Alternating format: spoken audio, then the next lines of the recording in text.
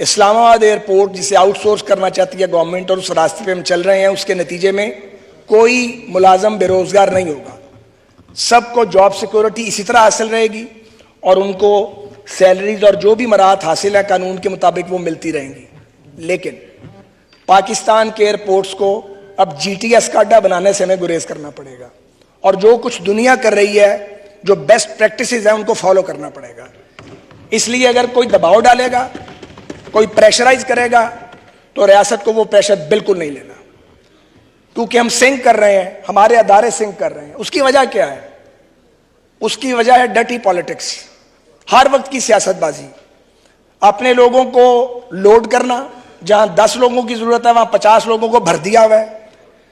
और एक दर्दनाक दास्तान है इस मुल्क को बर्बाद करने की, जिसमें खैर से मार्शल लॉ की हुकूमतें भी शामिल रही हैं और सियासी हुकूमतों ने भी कम नहीं किया। मैं उस तफसील में नहीं जाना चाहता, वक्त नहीं है। इस्लामाबाद का एयरपोर्ट इंशाल्लाह 15 साल के लिए आउटसोर्स होगा।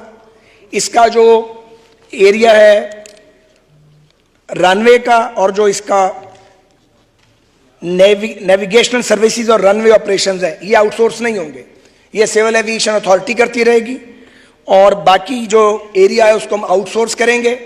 IFC इंटरनेशनल फाइनेंस कॉरपोरेशन जो वर्ल्ड बैंक की ऑफशूट है, वो हमारी कंसल्टेंट है। 12-13 कंपनीज जो हैं उन्होंने अपना इंटरेस्ट शो किया है। कंपेटिटिव बिडिंग होगी, पेपरा लॉ को पूरी तरह फॉलो किया जा रहा है और PPP अथॉरिटी यानी प्राइवेट पब्लिक पार्टनरशिप अथॉरिटी जो है उसके रूल और रेगुलेशन के तहत हम आगे बढ़ रहे हैं।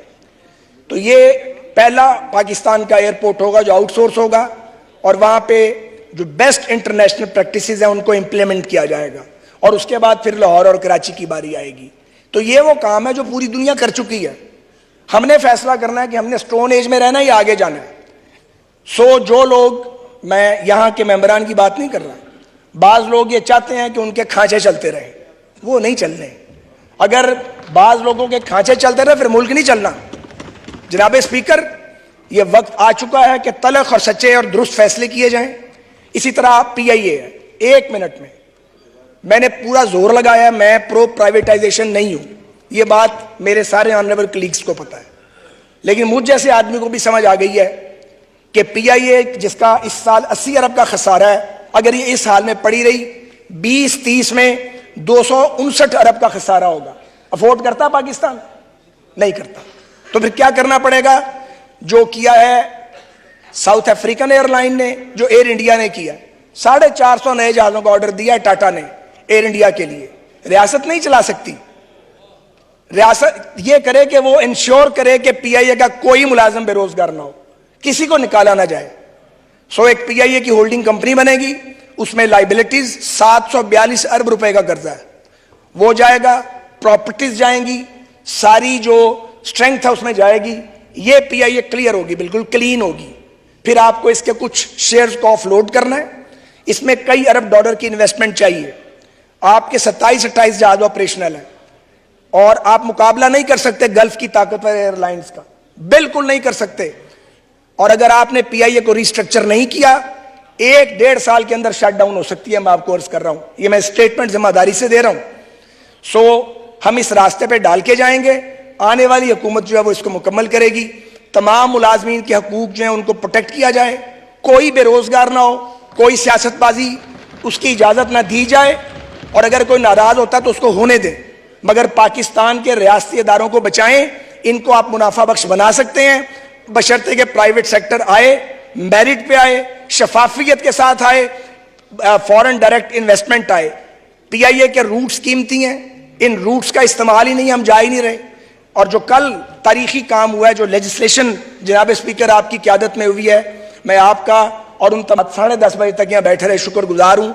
ये एक आखिरी रुकावट थी PIA की फ्लाइट्स के रिज्यूम करने में। 70 अरब का चूना लगा हर साल गुलाम सरवर खान साहब के अहमकाना और जाहिलाना बयान की वजह से।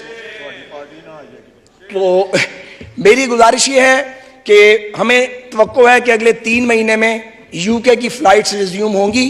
5 आपकी एयरलाइंस हैं, 1 PIA, 4 प्राइवेट, और इसका क्रेडिट इस ईवान को जाता है, हम सबको जाता है जो इस ईवान का हिस्सा है। जनाब को जाता है, शहबाज शरीफ साहब की डिज़ायर और एफर्ट के मुताबिक, और डार साहब की क़यादत में मैं यकीनन इसको कहना चाहता हूँ, मेरे बड़े भाई हैं, वो अपनी जगह प्रोफेशनल बात कर रहा हूँ, बेपनाह मदद किया डार साहब ने और आज़म नज़ीर तारड़ साहब ने हमारी। हम ये पुल सिरात कबूल कर गए हैं, और जो बैरून मुल्क पाकिस्तानी हैं उनके लिए ये एक बहुत अच्छी खबर है कि 3 माह में एटलीस्ट यूके की अल्लाह ने चाहा तो फ्लाइट्स रिज्यूम होंगी, और उसके बाद फिर यूरोपियन यूनियन और अमेरिका की फ्लाइट्स रिज्यूम होगी। तो सर, मैं आपको यकीन दिलाता हूँ, फाजल मेंबर को और इस ईवान को, कोई शख्स इंशाल्लाह बेरोजगार नहीं होगा, लेकिन हम अपने एयरपोर्ट्स को बेहतरीन एयरपोर्ट बनाएंगे। देखें, मैं लाहौर के एयरपोर्ट पे मेरा काम नहीं है गमले लगवाना, सीटें लगवाना, उसकी कैपेसिटी बड़ा करने के लिए जगह डेवलप करना जो वहां पे मौजूद और नजर नहीं आ रही, ये सारे काम मैंने किए हैं। इस तरह नहीं चलना। आपको जिसका काम उसी को साजे, आपको वो ऑपरेटर लाने पड़ेंगे, बेस्ट ऑपरेटर जो पूरी दुनिया में एयरपोर्ट्स को ऑपरेट कर रहे हैं। आपको अपनी एयरलाइन के अंदर प्राइवेट सेक्टर को 40%, 35%, 55% या 50% या 25%, जो भी आने वाली हुकूमत फैसला करेगी, लाना पड़ेगा। इसी तरह रेलवेज के रेगुलेटर आप रहे, मगर मैंने रेलवे को कहा है कि आप वो प्राइवेटाइज नहीं हो सकती, क्योंकि रेलवे एक बिल्कुल डिफरेंट साइंस है। एक जुमला, उसमें भी आपको जो प्रोडक्शन यूनिट्स हैं हमारे, उनमें, और वो सारे लॉस मेकिंग है, उनको अगर आपने प्रॉफिट में लाना है तो आपको जो सनतकार हैं उनको शफाफियत के साथ लाना पड़ेगा, ताकि वो वहां पे इन्वेस्टमेंट करें और प्रोडक्शन में इंप्रूवमेंट और आमदनी हो। शुक्रिया।